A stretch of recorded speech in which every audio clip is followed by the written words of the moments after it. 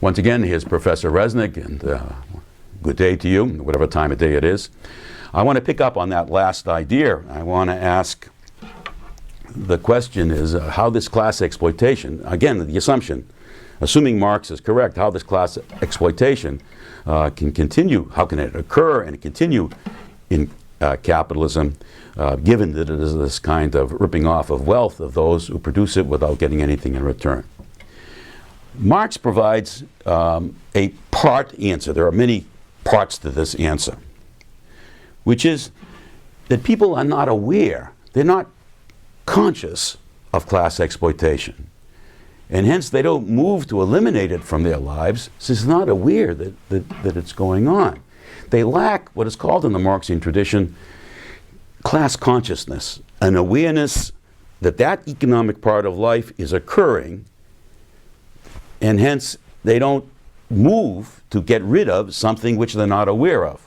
So one of the purposes of Marxism, and indeed 305, this course, this online course, is to make people aware of something which is going on in their lives which they're not aware of. And that's what any theory does. If you think about it, what a theory does is try and make us conscious of something which is occurring in our life which we're not aware of, whether it be a physical object contains particles in it, so modern physics would make us try to be aware that all of nature is comprised of particles, or whether it be a particular kind of disease that we're not aware of in our body, so your MD tries to make you aware that there's something going on in your body that you're not aware of, so you can take your medication to deal with it. Such is the case with Marxism. It's a particular kind of explanation in theory which is trying to make us conscious of something which is occurring in our lives so that we can get rid of it. That is, so that we have hope that we can get rid of, since there's no inevitability that we will deal with the disease that the MD points out to us. It's always a hope of the theoretician that we will take action. So there's two parts then to this Marxian theory, and I think that what Marx was trying to develop. Number one, Marxian theory is aimed at making us aware of class exploitation with the hope that we will do something about it, specifically eliminate it from our lives, just like we would eliminate any kind of problem that once we became aware of it. And the elimination of class from our life is so important to Marx and to the Marxists thereafter that they give a special name to the society in which there is no longer class exploitation, no longer this kind of social theft that we talked about last time. The label that's given to that kind of society, once again, a society without class exploitation, is called communism. So communism is not a society in which everybody has the same income, or everybody wears the same shirt. Everybody loves one another. I mean, it's possible, but that's not what Marx had in mind. Communism is a society without class exploitation. So that may be a new kind of definition that you have in terms of what you have heard heretofore about communism. In terms of what we did last time, which we still have on the blackboard here, that means that the workers who produce this 12 trillion, 6 trillion of which is surplus, they get 6 trillion of wages.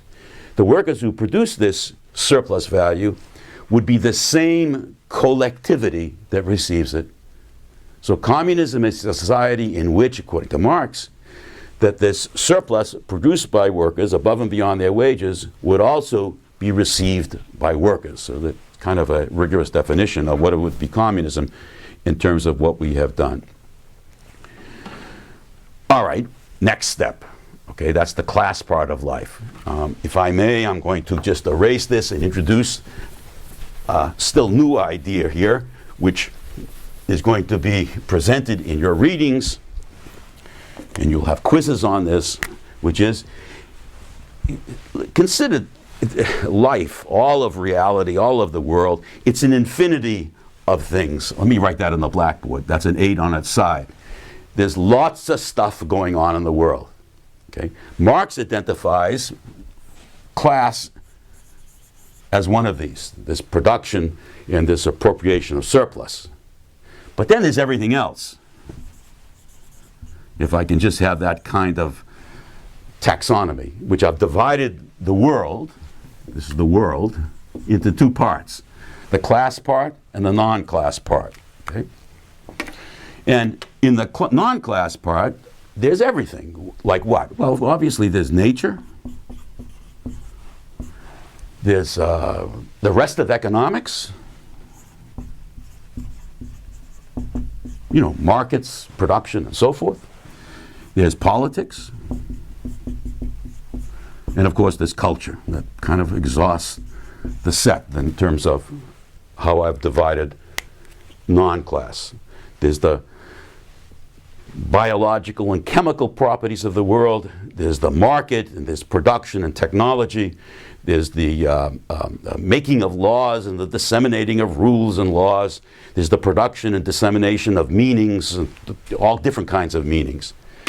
So Marx then, having focused upon class, he's going to ask the next question, which is, how does class connect to non-class? Specifically, how does the existence of class exploitation connect to the environment, nature, to economics, to politics, to culture? What's the relationship? What's the logic between the two?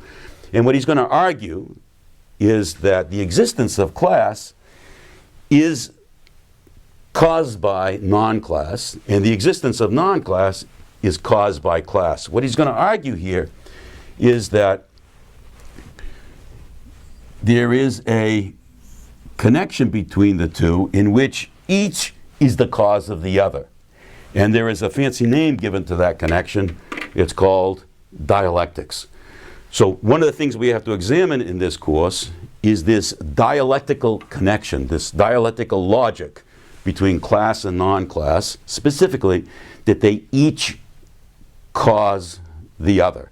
And that's part of what we're going to do, and we're going to use a different word. Since dialectics is loaded with different meanings, I want to use a more modern word, the word overdetermination in this course, to describe this kind of causal connection between class and non-class, once again, that each is a cause of the other. Okay, so you got to summarize. We have two things that are going to be discussed in this course. One is what is class? We'll come back to it again and again, and it's a central idea in Capital. Secondly, what's the connection between class and everything else? What causes class exploitation? That's how this causes this. You know, how does the market help to cause class exploitation? How does politics? Marx is very provocative. He's going to give an argument that freedom and democracy are partial causes of class exploitation. And of course, as I said before, class exploitation shapes the market and shapes our notions of freedom and democracy. Okay? There's a third part of this course, which is after we've done all this, after we've focused on class, non-class, and how they connected to one another, that is, after we've focused on the Marxian theory of society, that's class and non-class causing one another, then how do we know that which we've studied is true? That's an interesting question. I mean, you go through this Marxian theory, you study it, you master it, and then you might want to ask yourself, or other people are going to ask you, how do you know what's the validity of what you have just studied, this particular class, dialectically constructed class idea of society? How do you know it's valid? And that third part of this course has got to do with a Greek term called epistemology. Okay, and epistemology is a theory, the logic of theory, the logic of learning. So there we're going to discuss how we go about assessing the validity of a Marxian theory, and indeed the validity of any particular kind of theory. And as we'll see, Marx, what we're going to do in this course, and I'm going to show you how there are three kinds of epistemologies here. And Marx affirms one of them.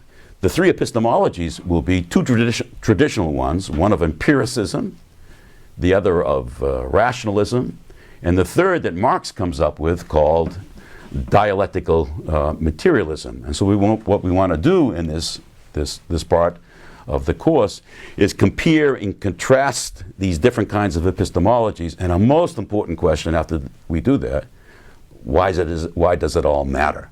So let me stop there with this second presentation, and then soon I will be back with the third.